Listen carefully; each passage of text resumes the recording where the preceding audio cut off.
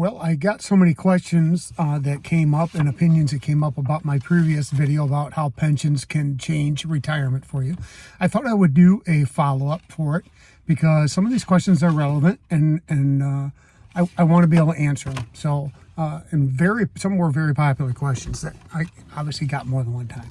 So the first one, the biggest question I got the most was, does my pension have a COLA adjustment involved?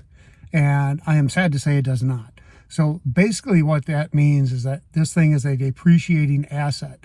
And yes, let's all stress the point that it's better than nothing. I'm grateful to have it.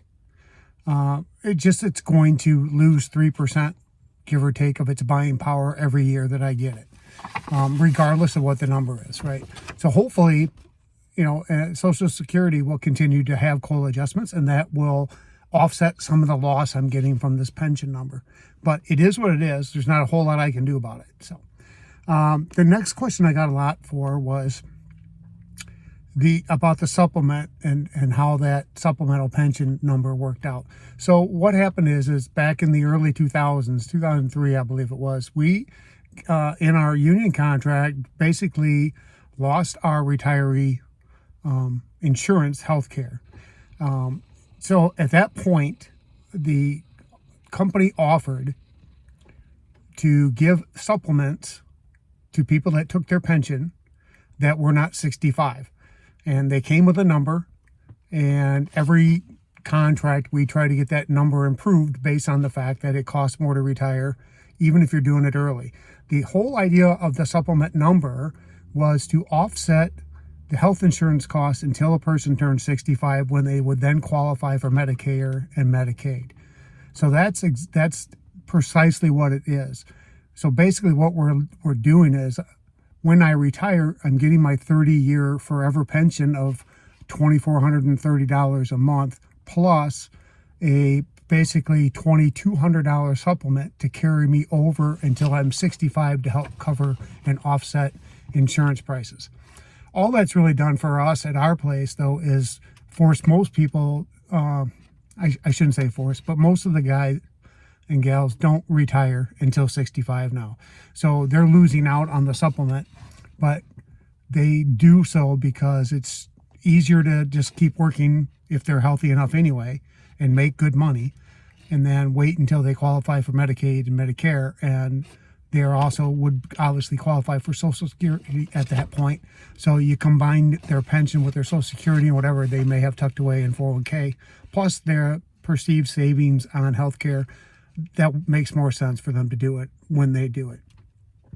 But that was the whole point of this supplement. Now, I also want to throw in this point because this question came up.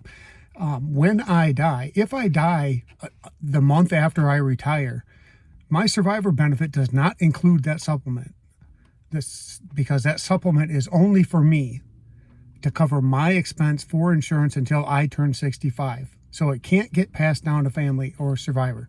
So if I were to die right after I retired, my wife would revert to the survivor benefit that I would have for her, which would be approximately $1,400 a month for the rest of her life.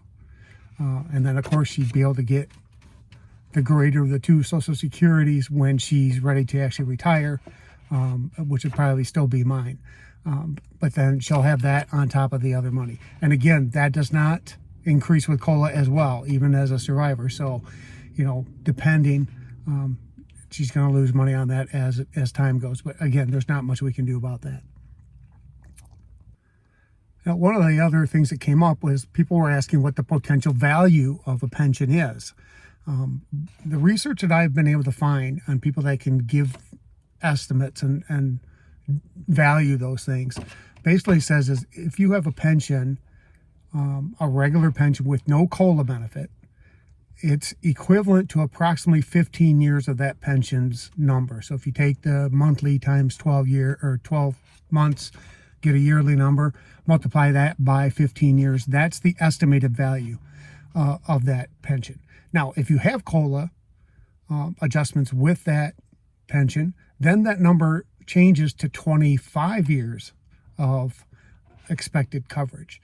So I'm not sure how they value that or how they came with those numbers, but I've looked at a couple different places and a couple different sites and some other videos, and they've all pretty much said the same thing. So that's kind of nice to know that if there was a buyout or some kind of a lump sum arrangement, that might be a good number to work with. One of the other things that came up then was, what is the actual potential value of my pension? And so I did just the quick math of the 41. So just so I clear this up so the math makes more sense. Although my pension supplement total will be $4,600, it will cost me $200 a month approximately to have survivor benefit. Okay, so I took the math and did the $4,400 a month that I would be able to collect for 51 months, which would take me to 65, and that total comes up to be $225,000. Not a bad gig at all, obviously, to make 50 grand a year staying at home. Okay, so again, I'm grateful for what we get, for sure. Now, I'm also made the assumption that I'm going to, expect to live to at least 80, right? So from 65 on, when my pension drops to approximately $2,200 a month, because it's still, yes, it's $2,400 really, but I have to pay the $200 supplement, or $200 for the survivor benefit. So I took $2,200 and I times that by, from 65 to 80 is 15 years. So I took the monthly times, 12 months times 15 years. And that came out to be another $396,000 of potential value in this pension. That's pretty good, right?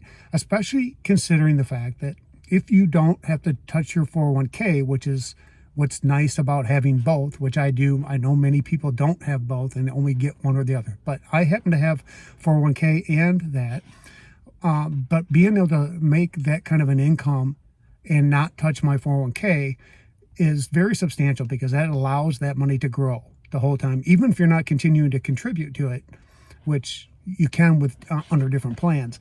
But if you're just going off the straight number, giving that potentially, that 401k could double every, based on historical averages of the S&P. I'm just using that number because it's easy.